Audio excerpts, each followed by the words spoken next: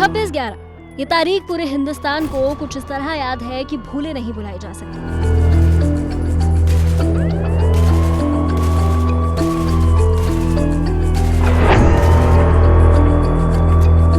मुझे याद है कि जब मैं स्कूल में हुआ करती थी और हमारे यहाँ एक ड्राइंग का कंपटीशन था और उसका थीम था टेररिज्म। तब मैंने ड्राइंग में 25/11 और 26/11 का ताज होटल बनाया था। ये खबर थी ही ऐसी, बच्चे बच्चे को समझ आ गया था कि आखिर हुआ क्या है। खैर, अब वक्त के साथ दिनचर्या तो आम हो गई है, लेकिन उस अटैक को झेल चुके लोगों के मन के घाव अभी तक हरे हैं।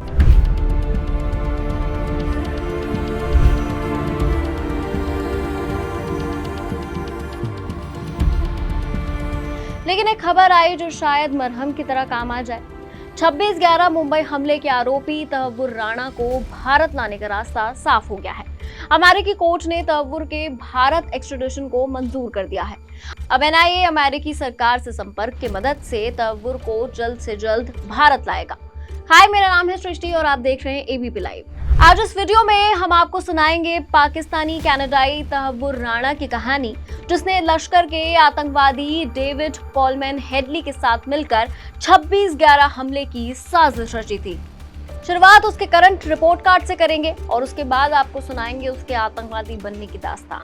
तहव्वुर के ऊपर 3 बड़े केसेस थे। पहला था डैनिश अखबार के दफ्तर पर आतंकवादी हमले में सहायता देना, दूसरा था आतंकी संगठन लश्कर-ए-तैयबा को सपोर्ट करना और तीसरा था मुंबई हमले की साजिश रचने में मदद करना।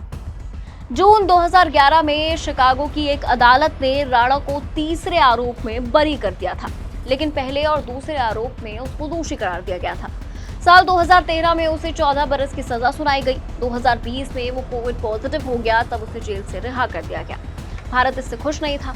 एनआईए ने कहा कि हमारे पास राणा के खिलाफ इनफ एविडेंसेस हैं, उसे भारत भेज दिया जाए, हम उसे अपने हिसाब से सजा देंगे। रिहाई के तुरंत बाद भारत सरकार ने राणा के एक्स्ट्रेडिशन की याचिका लगाई। भारत की याचिका के बाद राणा को फिर से अरेस्ट कर लिया गया। अब जाकर उसके प्रत्यार्पण पर अदालत का फैसला आ गया है। कोर्ट ने कहा कि राणा भारत में हत्या, आतंकी साजिश रचने और आतंकी गतिविधियां करने का आरोपी है। ये दोनों देशों के बीच हुई प्रत्यार्पण संधि के लिए फिट बैठता है, इसीलिए उसे भारत प्रत्यार्पित किया जा सकता है। कोर्ट ने तो तहव्वुर राणा को भारत भेजने पर मुहर लगा दी, लेकिन अभी एक पेश बाकी है। उसके प्रत्यार्पण पर अंतिम फैसला अमेरिका के विदेश मंत्री एंटोनी ब्लिंकन लेंगे। जब तक कि वो हामी नहीं भरते, तब तक वो अमेरिका की हिरासत में ही रहेगा। खैर, ये तो हुई तहव्वुर राणा की हालिया स्थिति, लेकिन यहाँ तक कैसे पहुंचा राणा, चलिए आपको बताते हैं। राणा जनवरी 1962 में पाकिस्तान के साहिवाल में पैदा हुआ था। उसने मेडिकल की डिग्री ली थी, फिर पाकिस्तान आर्मी की मेडिकल कोर में नौकरी करने लगा। उसकी पत्नी भी डॉक्टर थी। 1997 में दोनों पति पत्नी कनाडा शिफ्ट हो गए। 2001 में उन्हें नागरिकता भी मिल गई।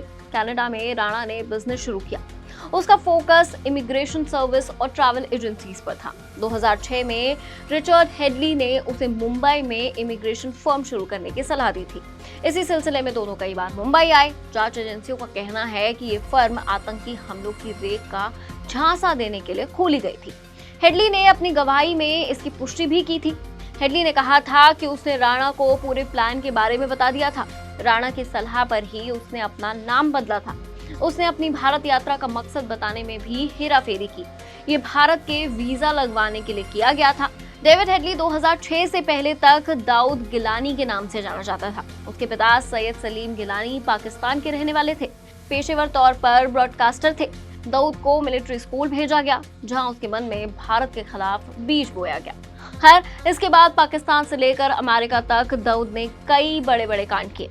हर बार बच निकला। फिर आया साल 2001। 11 सितंबर को अमेरिका पर एक बड़ा हमला हुआ। लगभग 3000 लोग मारे गए। अमेरिकी खुफिया एजेंसी ने पूरी दुनिया में आतंकियों के खिलाफ ऑपरेशन चलाया। इसी दौरान दाऊद गिलानी ने डीईए का साथ छोड़कर आतंकियों की मुखबिरी करने का फैसला लिया।